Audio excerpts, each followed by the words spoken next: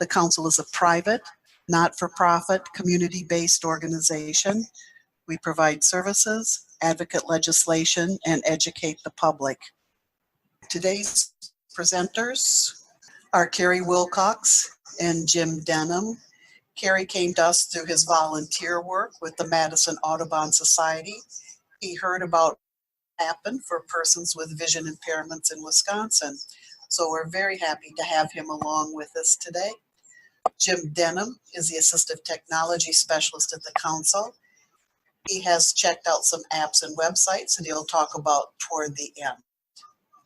You will receive a handout of any websites or apps mentioned during the webinar, and that handout will come to you via email afterward.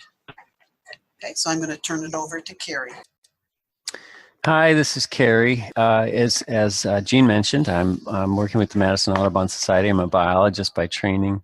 I've worked mostly with studying birds throughout the country and down in Central America and Mexico. I love birding, and for me, birding by ear is critical to identifying birds. In fact, I've often told people that it's probably about 75%. I probably identify about 75% at least of land birds by sound. So it's a really important skill to have. Our first slide has a man with a white cane walking through the forest. And obviously this workshop is meant to allow you to get a better sense of what's around you when you're out in the wild areas, but it doesn't necessarily have to be in the wild areas. It can be in your backyard. It can be in the city. We just heard a house finch singing in between the two buildings we're housed in this morning. So they're everywhere. We thought we'd start with a call and see if anybody recognizes this. This is a very common species in Wisconsin. And it's, let's see, we got to get the right file. We're going to do a call from this one. It's likely you've heard this before. You may not know exactly what it is, but you may hear it often in your backyard. They're here all year round. So take a listen to this one.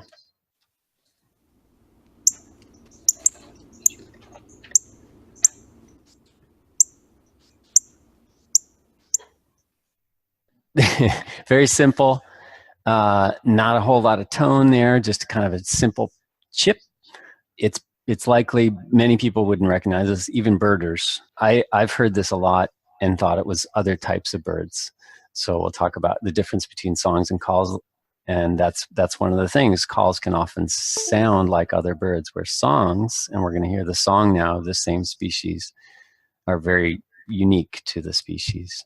This is the song of that particular bird.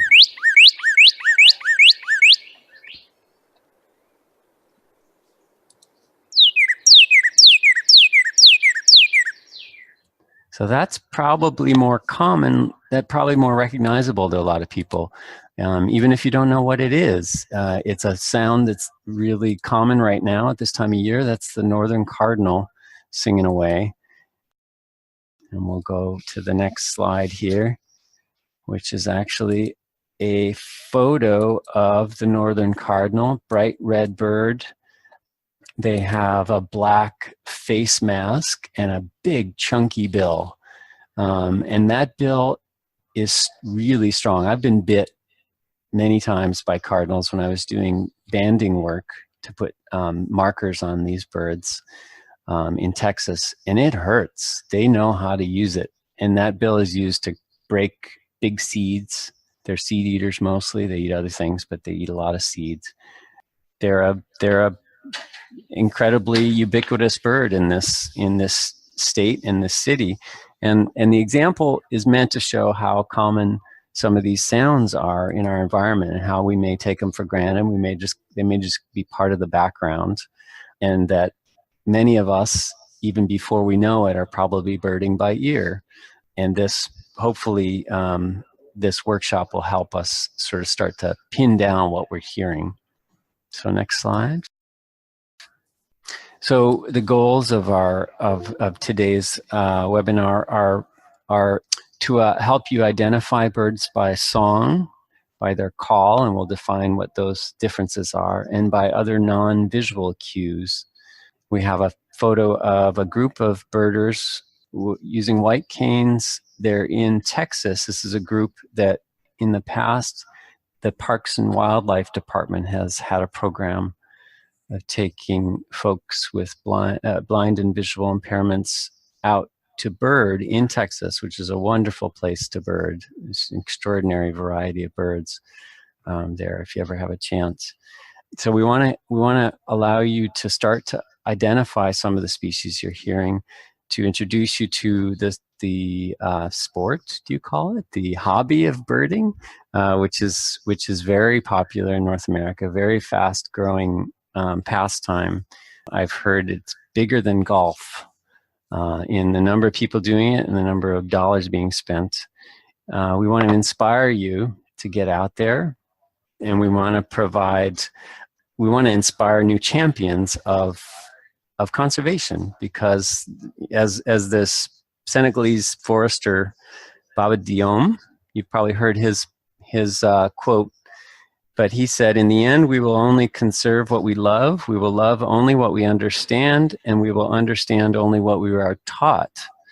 And I might amend that to say maybe also we will understand only what we learn ourselves, because I think, or we teach ourselves, because I think in particular in birding, you can learn and teach yourself so much more than you can possibly learn from something like this, or even going out with another birder.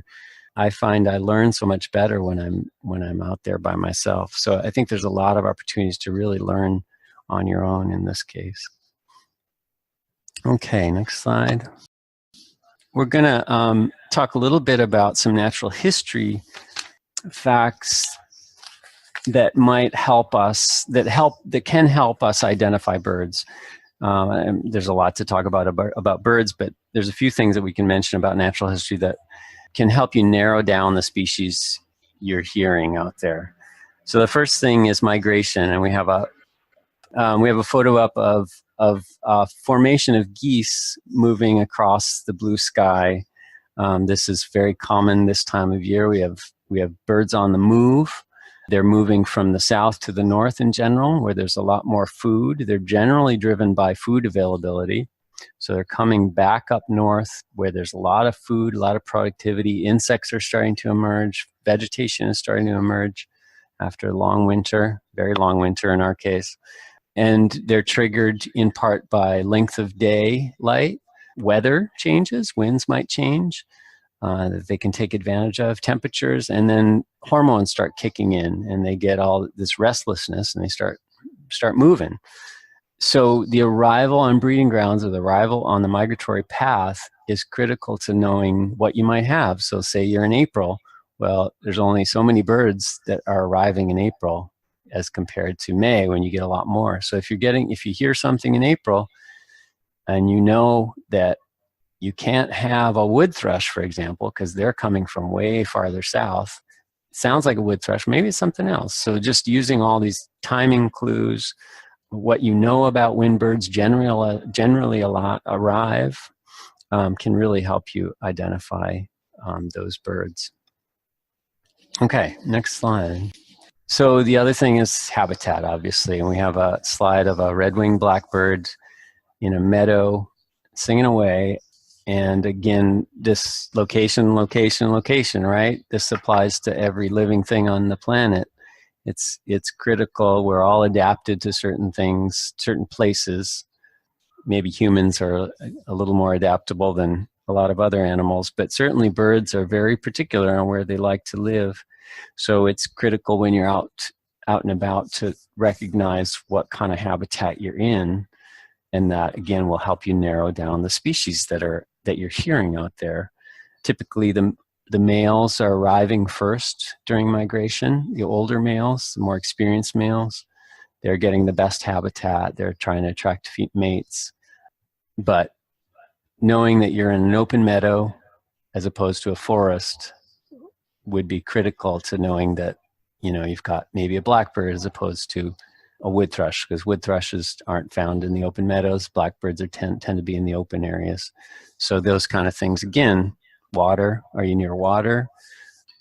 Shrubs, grasses, all these different types of habitats are really, you can really narrow down the species that you're hearing. Okay, next slide.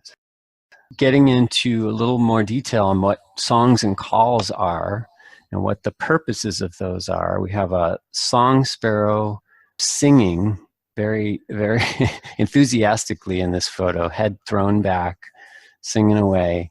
This is happening right now again. You're seeing song sparrows sing. You're seeing other birds start to sing. And what are they doing it for? Well, they're doing it to delineate their territory, to mark their territory. Essentially, they'll sometimes sing in different places around a particular area that they've decided is their territory. So they'll do it around the perimeter. That way, other males know where their territory is. The females are paying attention. So the males are singing. The females are paying attention to what kind of quality habitat they're in, and how strong they're singing, how complex their song is, how melodious it is. The other thing that these vocalizations do is help communicate with other members of the same species and other species, even if they're not intended to. So, it might be, where are you? I am over here, this kind of stuff. Maybe it's a mated pair letting each other know that they're still in the area when they can't necessarily see each other. It might be a call to let others know that it's safe to be there. They might be just a relaxed call so other birds know that they can come in and start looking for food. It might be a recognition call. So mated pairs might have a particular call that they only recognize between each other, or between offspring and their parents. Other calls might be used to alert other birds, usually their own species, but many other birds have picked up on this. So you walk through the forest and all of a sudden all the crows and jays start screaming at you. They're likely letting other birds in the area know that there's a dangerous creature wandering through their forest. And the chickadees pick up on that. The other birds pick up on it. They all get alert. So it can be interspecies as well as within the species. So again, we're going to talk specifically about them, but songs, like I mentioned, are typically unique to the species, where calls can be a little more general. So next slide. A call is generally a vocalization that can be heard all year. It's not necessarily associated with any kind of breeding behavior. And it's usually males and females and young can all perform these calls. So they're not associated with any particular gender or a sexual behavior or a mating behavior. They're usually less musical or non-musical. They're simpler. They're less complex. They can be warning sounds, as we said, sharp notes to intimidate predators. They can be begging pleas by a young bird. Or it could be non-vocal. So we're going to talk about that too, things like that. So let's move on to the song's description, and that's typically a male vocalization, usually more melodic and often very complex and learned. Scientists have discovered that a lot of these songs are actually learned. They might have a simple template that they're born with, but they learn it from their parents, essentially, or other adults. And that's how they fine-tune it. Sometimes you'll see young birds trying to do a song, and they just don't quite get it. They'll figure it out, a little bit later. And it's typically, as we mentioned, advertising of territory or breeding availability, and is usually during the breeding season, limited to that. In the northern hemisphere, it's basically May through July, essentially, when they're singing. Yes, sorry. When we have a picture of a eastern meadowlark here, which have a wonderful song. They're often found in open meadows, so that's, you really don't find them in any kind of closed canopy or shrubby areas. They're often in very open grasslands. Beautiful, largish bird with lots of markings on them to kind of blend in with the grasslands, but they have a yellow throat as well. All right, and then the third category of sounds is non-vocal. So these are things that may function the same way songs and calls do, but they're not produced by the vocalization, by the larynx or syrinx, as it were, in the birds. They use their wings. Sometimes the wings make noises when they're flying, intentionally or not. They might whistle, they might whir, they might pop. They can also bang their wings. I think the ruffed grouse does that. It kind of flaps its wings and drums with its wings. And then things like woodpeckers, which most people know, use their heads and bills to just hammer away at wood. And most of the time they're looking for food, but sometimes they use it actually to function like a song, to advertise to females or to declare their territory. And speaking of woodpeckers, the photo on the slide is of a red-headed woodpecker, which is a common woodpecker. Well, not so common anymore, but in this area, they have a full red cap all the way down to the nape of their neck and the top of their breast, and then they have a white breast and black back with white wing patches. They're a very stunning bird, and I think they're declining fairly significantly. But I have seen them in the Madison area, so they are around. So we just wanted to make sure there was a chance for people to ask any questions. We have one from Rita asking, what kind of bird is this? I'm assuming we're talking about the bird on the slide with the questions. And this is what looks like to me a couple of slides ago. Well, the one on the question slide is looks like a burrowing owl. It had a very inquisitive expression, so that's what that was meant to represent. The red-headed woodpecker is the one we're showing now, the eastern meadowlark, and the American crow. I don't think we described this. This is just an American crow, so we played its call earlier, or no, we will play its call. Song sparrow that was just popped up. If we haven't answered your question, please feel free to ask again. Let's see if there's any other questions that have popped up here. Okay. Well, we're going to move on for now. We'll keep an eye open on the questions.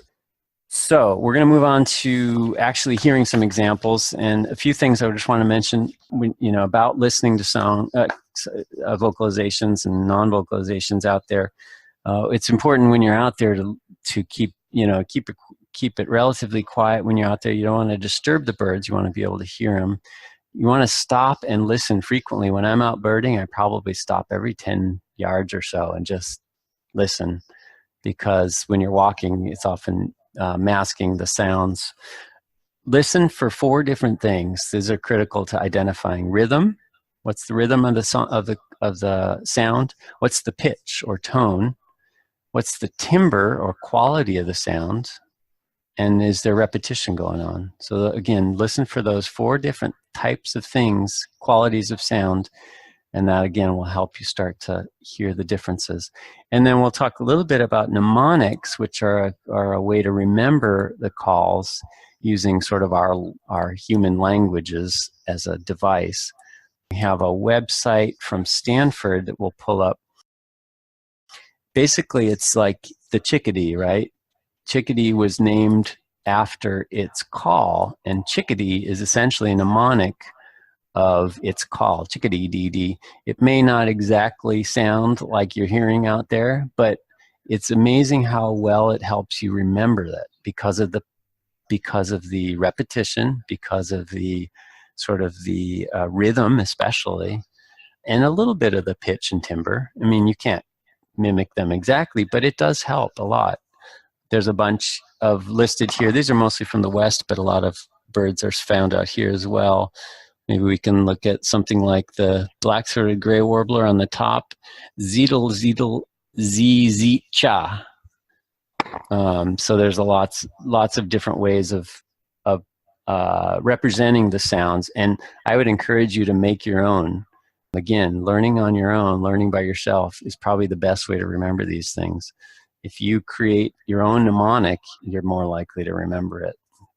So let's hear some examples. I did hear something pop up. Is there a question that popped up?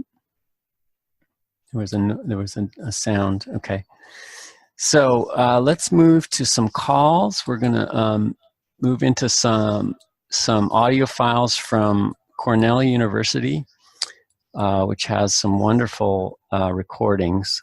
First one we're going to hear is the American Crow, which we have up. So this is a call. This is not a song, and I think you'd agree when you hear it.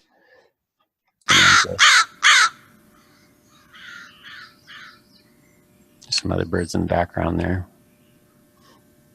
There it is. So very unmelodic, very kind of harsh. There's lots of different sounds and notes in that call. That's a simple call. Let's move on to the cousin of the crow. These are a corvid like the crow. Yeah, the blue jay. Let's listen to their call. Sort of hear some of similarity. A little more going on there. So these are common birds in Wisconsin. So you can hear, again, there's not really there's some pattern there, but it's just kind of random when they're calling. The sound itself doesn't really have much, there's not much pitch, or at least there's a lot of pitches combined, so it's just kind of a mess. That's typical of calls. And these two species in particular don't have what's considered a song. They just have different calls. The blue jay actually has a lot of different calls, so really quite a repertoire. It just doesn't have a typical song that's used for attracting mates and things. Let's try listening to the black-capped chickadee. They have songs and calls. We'll go down to the call and see if you recognize this. We played this, I think we talked about that earlier. See if you can hear the sound. Chickadee. Chickadee dee dee. Let's play that again. Chickadee dee dee.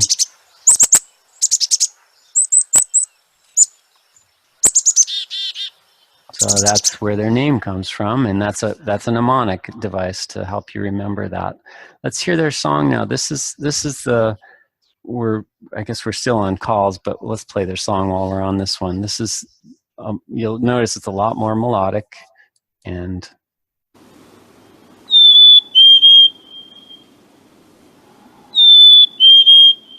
there's repetition.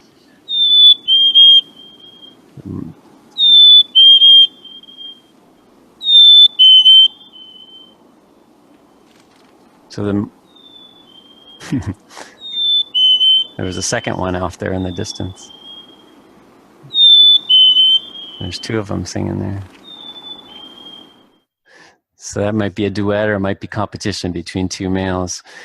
So the pitch is very distinct, and this is used to attract a mate or declare its territory, essentially.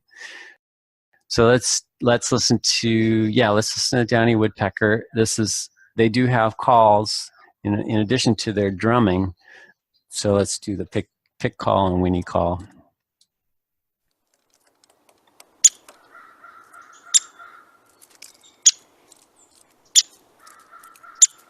Very simple. So that final call there is one of the ways you can identify this as a downy woodpecker. I don't know if you heard let's play the whinny again.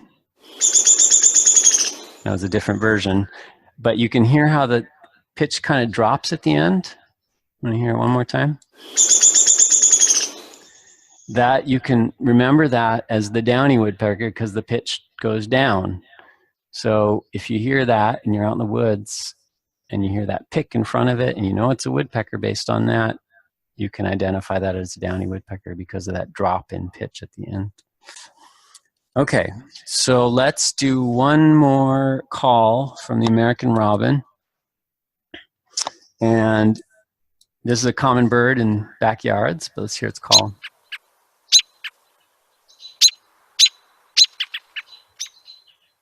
kind of random, not a whole lot of tone. They do have a whinny call too. Always reminds me of a horse. I don't know if that's in here. Do they have a whinny? No, they don't. But they kind of whinny. It's like a very high-pitched horse. So let's do some songs. While we're on the robin, why don't we do the robin song so you can hear the difference there.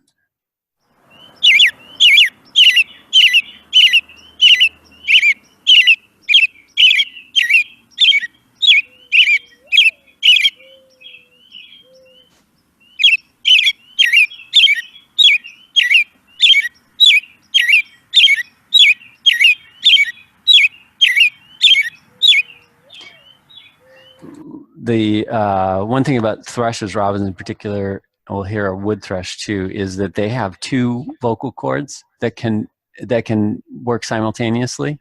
So they have a fluty sound. They can do two notes at once. They can harmonize with each other. It's really extraordinary with some of the other thrushes. Why don't we move on then to the wood thrush right there. So this is another thrush.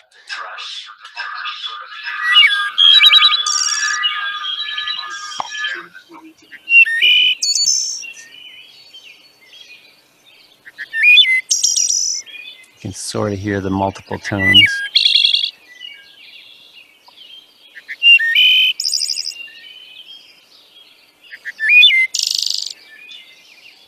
And again, this is a really common bird of the deep forest in Wisconsin. So while robins might be in your backyard, you probably wouldn't have a wood thrush singing in your backyard unless you lived in the deep forest, but not in Madison or other urban areas. Just to bring it back to mnemonics here, that wood thrush song is typically written out as bup bup eole trill. So, and the robin is cheery up, cheerio, cheery up, cheerio, cheery up, cheerio. So while it doesn't sound like that, it does help you remember the pattern, the overall tone.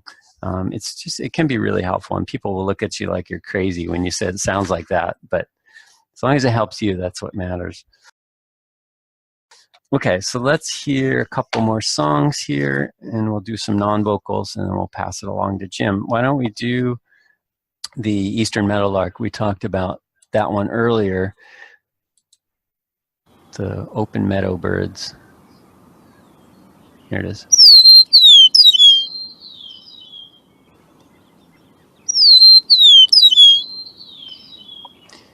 They are related to blackbirds and orioles, so they have quite a ability to sing overall.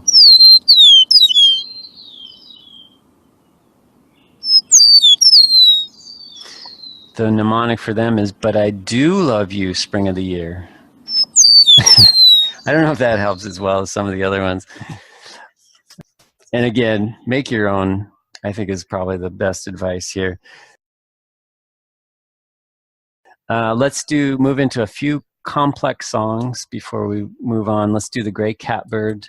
This is one that's going to have, it's never going to repeat itself. It's going to have a phrase, and it's going to do a new phrase. So you're not going to be able to really ever learn its song. This is what's interesting about this bird. But the fact that it never repeats itself is a way to remember it. So it's sort of the opposite way of thinking about this. If you hear a bird that's singing and it just doesn't ever do the same thing again, you might have a gray catbird. Let's hear it.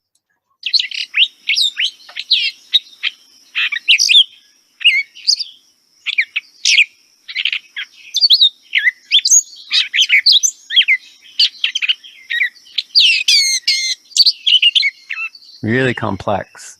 And they're part of the mimid family, which actually can learn to repeat other sounds like the mockingbird and things like that. Same family. We'll hear the brown thrasher too, which is in the same family. They're also here right now. And listen for pairs of 2 to 3 repetitions of the same phrase, but then they move on and they don't usually go back to those. So it's similar to the brown catbird, but they usually repeat them 2 or 3 times, and they move on to a new one, and move on to a new one.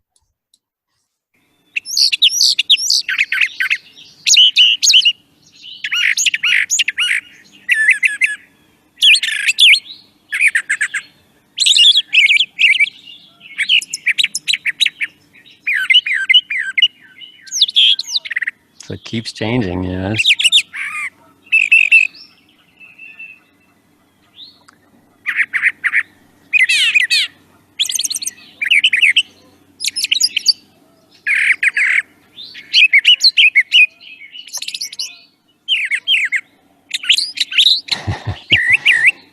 Just nonstop. And yeah, if we were to listen to Mockingbird, they do their repetitions about 3 to 4 times, and then move on to a new one. So you have these different ways of picking these mimids out from each other. Let's see. Why don't we do? And you can imagine there's no mnemonics for these birds, right?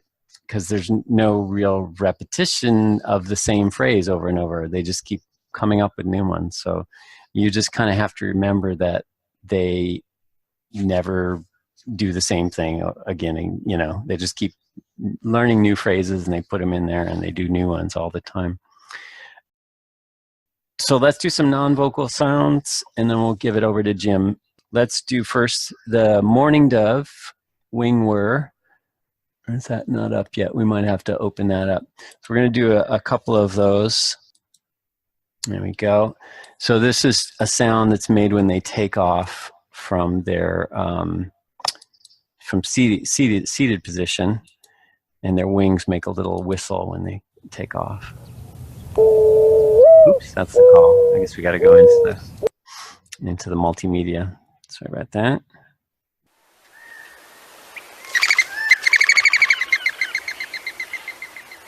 So that's the sound of their wings as they take off. Let's open the Wilson snipe. This one's cool because it's not the wing, it's actually the tail feathers, the outer tail feathers. And as it's dropping in a display, it makes this sound they call winnowing. Let's hear that.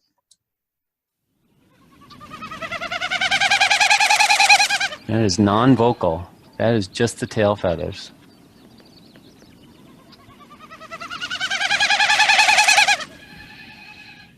It's crazy, right? So maybe one more. We'll do the downy woodpecker drum before we pass it along. This is what they do to attract a mate or declare their territory.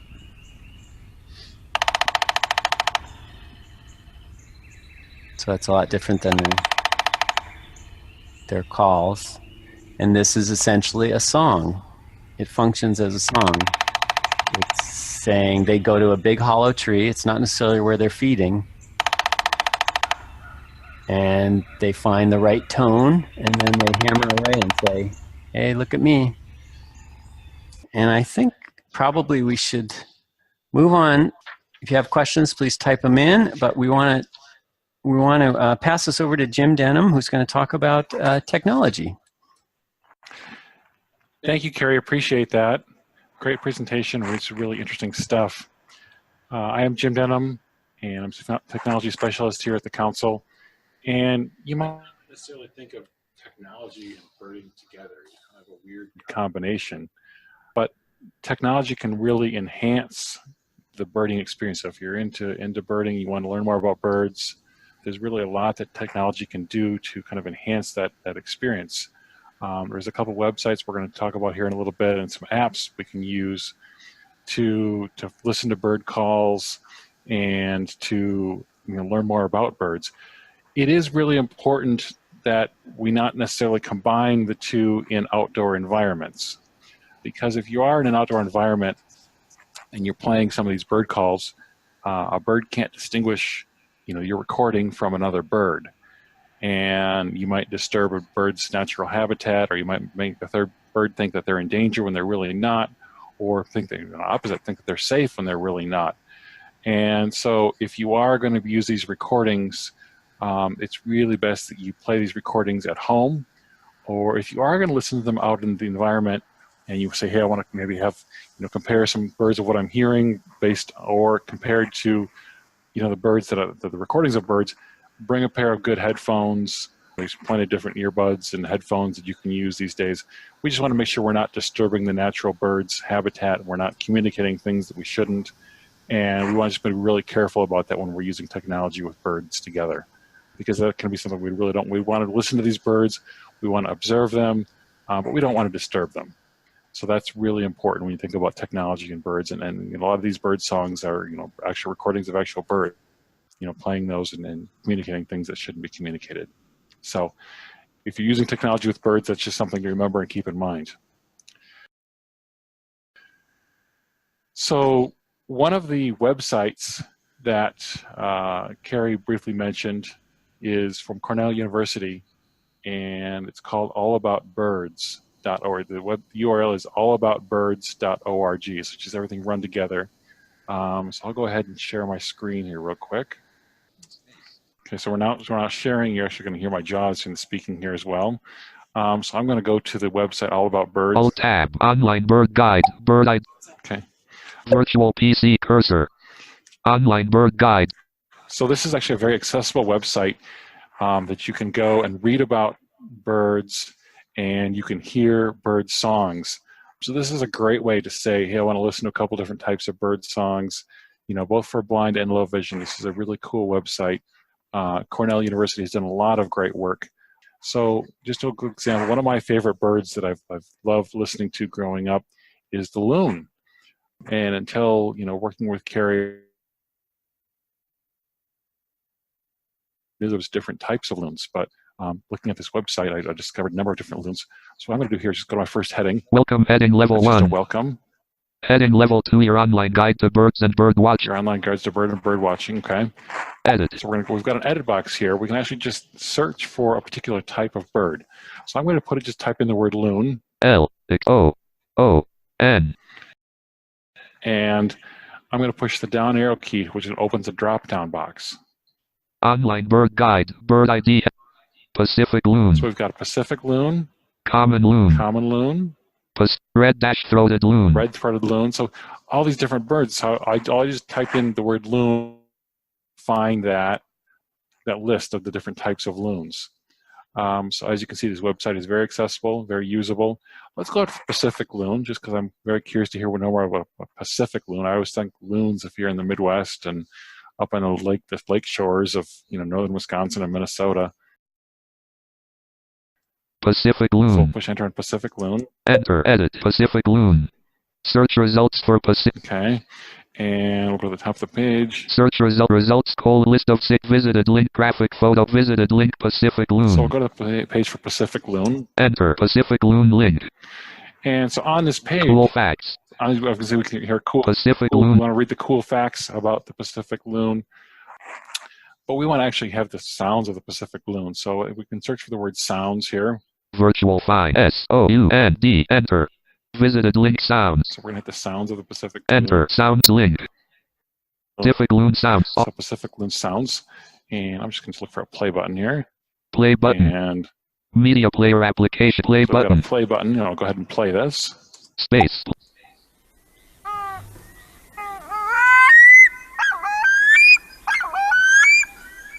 So we can actually hear the sounds of these, and there's a number of these different.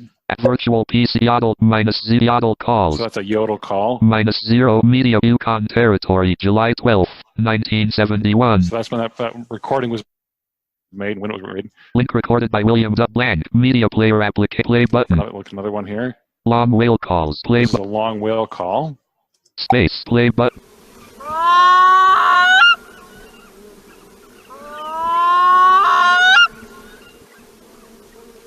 So again, this website is very accessible. I've had a ton of fun playing with this website over the past couple days, just trying to hear these different birds, hear the different sounds.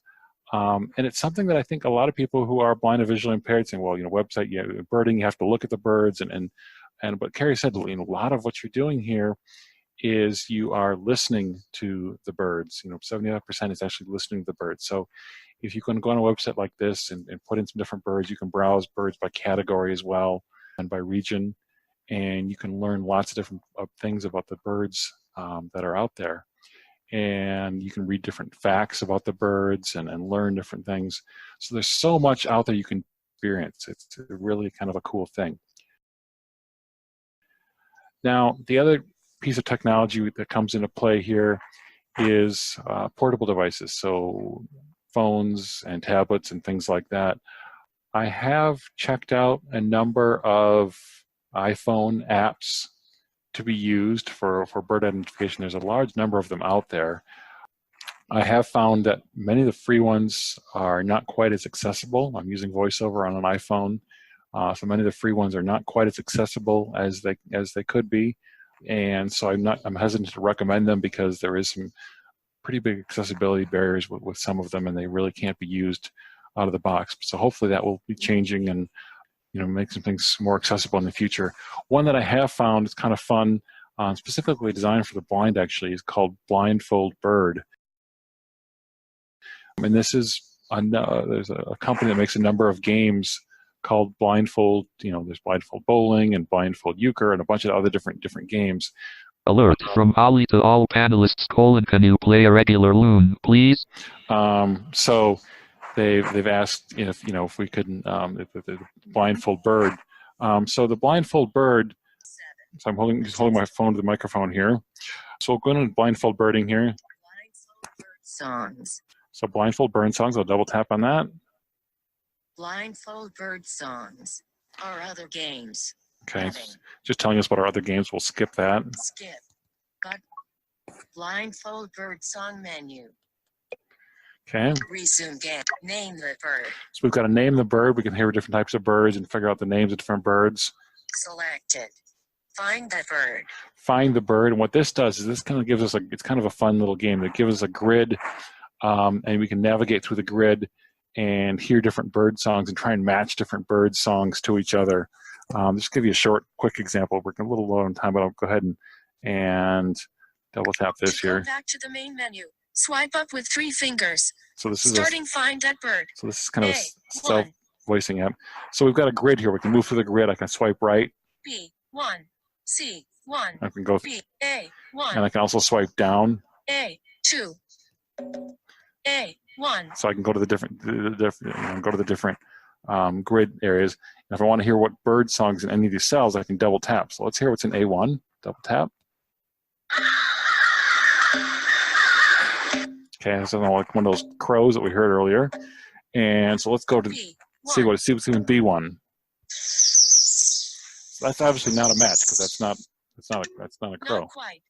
Better luck next time. So you can kind of explore. You kind of memorize. Okay, I know there's a crow in A1, and then if you hear a crow someplace else, you can go back and you can match those up together and do some different. So it's kind of just a fun way of hearing some bird calls, matching some things up.